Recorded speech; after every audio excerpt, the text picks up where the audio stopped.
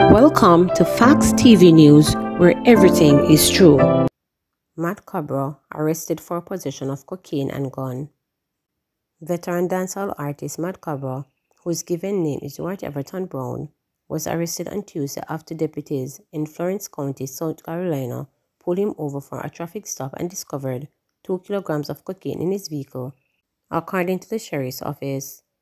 A release from the office stated that the 55-year-old Brown of Fort Lauderdale, Florida, was arrested after deputies initiated a traffic stop on a black BMW SUV for speeding.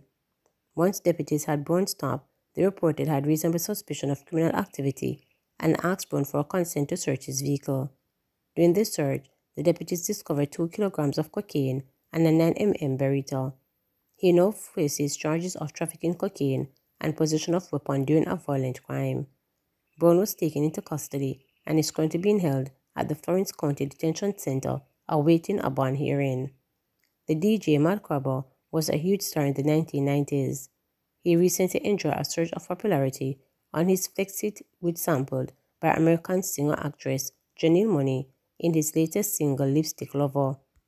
Markable is also known for the hit singles Press Trigger, Diss Them Anyway, Don't Wife and Defend It.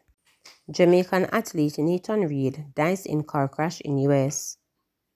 Jamaican athlete and university student Nathan Reed died in a car crash on the United States highway on Monday morning. According to reports, Reed's vehicle was traveling westbound on the US Highway 1820 about 5 meters east of 125 near Orange Junction and south of Douglas. The exact time of the accident has not yet been determined. Road construction workers discovered Reed at the crash site early Monday morning.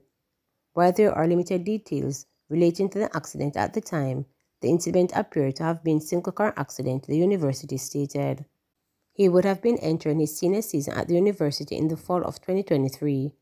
Reed competed in the discus and shot put events for the Cowboys. The former Cornell College athlete was majoring in mechanical engineering. Anytime you lose someone in the university family, it hurts. But it is extremely sad when the individual is a university student, said Tom Burnham, director of athletics at the university. Nathan had a bright future. He was so well respected by his teammates and coaches. Our thoughts and prayers are with his family, teammates, and friends, he added. Reed earned honorable mention All-American honors at the conclusion of the 2021-2022 season, when he placed 23rd in the discus at the NCAA Championships. DPP can now serve up to age 70. Despite objections from opposition members of Parliament on Tuesday, the Constitution was amended by legislators to increase the retirement age of the Director of Public Prosecutions DPP and the Auditor General. Following a debate during the sitting of the House of Representatives, which saw opposition members speaking against the proposed adjustments in the Constitution, amendment of Section 96(1) and 121(1) Act 2023, legislation was approved via a divide of which 37 members voted yes and 8 said no.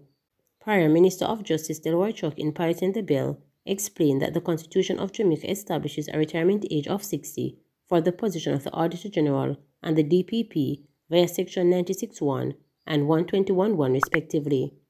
He said that the Pensions Public Service Act, which was promulgated in 2017, sought to, among other things, gradually increase the retirement of the age of public officers to 65 years. The bill before his House reflects a proposal previously considered by the Cabinet during the deliberation on the Pensions Bill in 2017. It was the intention of the government to amend the Constitution to give effect to the change in the age of retirement for officers so as to extend the increase in retirement age for both the Auditor General and the DPP, he said. Chuck pointed out that this was due mainly to the fact that the constitutional established ceiling for the age of retirement for the Auditor General and the DPP is actually 5 years shorter in duration when compared to the upper limit set by the Pensioners Public Act for a public officer in the civil service. The proposed amendment to the Constitution will allow for the expansion of the terms of service from 60 to 65 years, thereby addressing the inconsistency that currently exists between two pieces of legislation and, by extension, creating a more level playing field for all, he stated. The current DPP, Paula Llewellyn, will be 63 this September. Both she and the Auditor General were appointed in the same year, just a few months apart in 2008. Opposition leader Mark Golding said he strongly objected to the constitutional amendment, which was brought to the House without prior notice, without any consultation concerning provisions to do with the appointment or extension of the tenure of the DPP and the Auditor General. The bill before this Honourable House, Madam Speaker, reflects a proposal previously considered by Cabinet during the deliberations on the Pensions Bill in 2017. It was the intention of the government to amend the Constitution to give effect to the change in the age of retirement for officers so as to extend the increase in the retirement age to both the Auditor General and the Director of Public Prosecutions.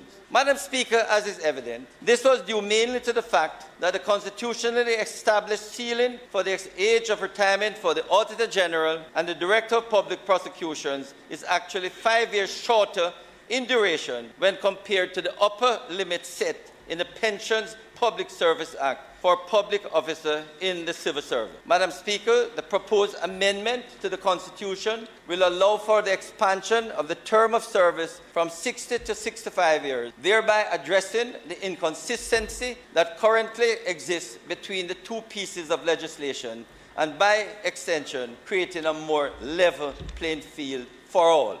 The opposition will be seeking legal advice with a view to taking the matter to the Constitutional Court to challenge what is a serious aberration and to seek a declaratory judgment as to the proper interpretation of the Constitution in this matter. We call on the government to reconsider its approach and to uphold the principles of transparent democratic governance and respect established procedures for constitutional amendments. We urge the government to engage in meaningful consultations with all relevant stakeholders on this issue, including the opposition, and to refrain from exploiting its parliamentary majority to rush through decisions that will have far-reaching consequences for the integrity of our democratic institutions. Man charged for Cabby's murder freed. A man who was charged with the murder of a taxi operator is now free after prosecutions indicated a non-prescript was entered for the matter on Tuesday in the Home Circuit Court. Mr. Samuda was released on the basis that the Crown is unable to get a particular witness to appear before the court. The facts of the matter are that on February 19, 2018, the deceased, Damien Bartley, who was a taxi driver that plied the Gregory Park route in Portmore, St. Catherine, picked up a passenger requesting to be brought to the Portmore Villa housing scheme. After entering the housing scheme and driving for a short while, it is believed that Samuda, who was allegedly the only passenger in the back seat, said, "Right here, Summit General." However, after the vehicle stopped and Bartley waited on the man, who is believed to be Samuda, to exit the vehicle, an eyewitness who was seated in the front passenger seat reportedly said she heard two loud explosions sounding like gunshots were being fired behind her. It was also alleged that the killer fled the scene on foot. Bartley was rushed to the hospital where he was pronounced dead on arrival. Presiding Judge Justice Leighton Pusey, upon receiving such requests, advised Samuda that he was now a free man. Mr. Samuda, the Crown has entered a document. What is really important is that they discontinue the case. So in relation to this matter, you are a free man, Justice Pusey said. Justice Pusey went on to caution the man that if this witness is located, then he will be brought back to court for prosecution. Please remember to subscribe, like, share, and click the notification